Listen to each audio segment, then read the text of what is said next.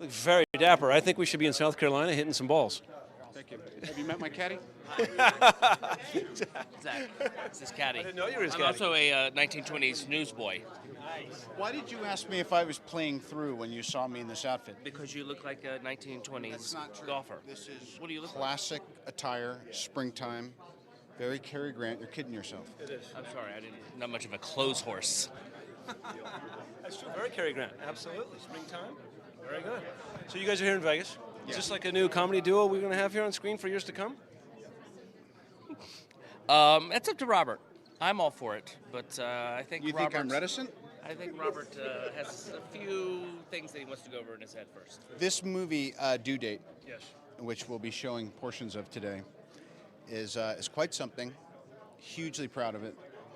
And I usually dislike everything and everybody, and I can't say enough about this guy and Todd Phillips, one of the great directors of all time. Are you even aware of that?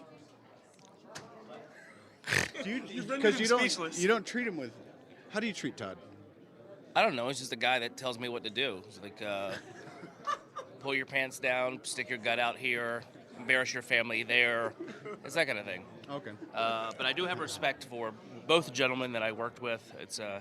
It was very, very fun and somewhat intense. Sometimes on set. Why is he saying that, Robert? I don't know what he's talking about. Some actors, in order to complete their journey, there's a learning curve. Yes. Some people call it an apprenticeship. Others call it a master's course. Right. And which was it a master's course? This was a master's course. I'm used to being in things that is more like a community college course. But this was really kind of put me through the works and like a night course. This false humility, I can't abide it any longer.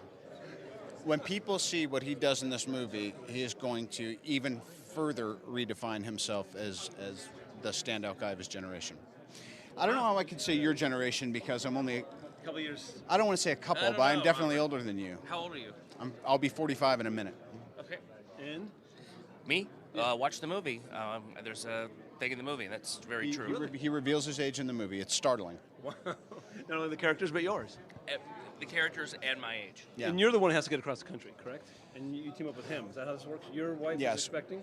She's expecting. He's heading that way anyway. It's kind of his fault that I can't get there the way I was going to. And he seems to desperately need a friend.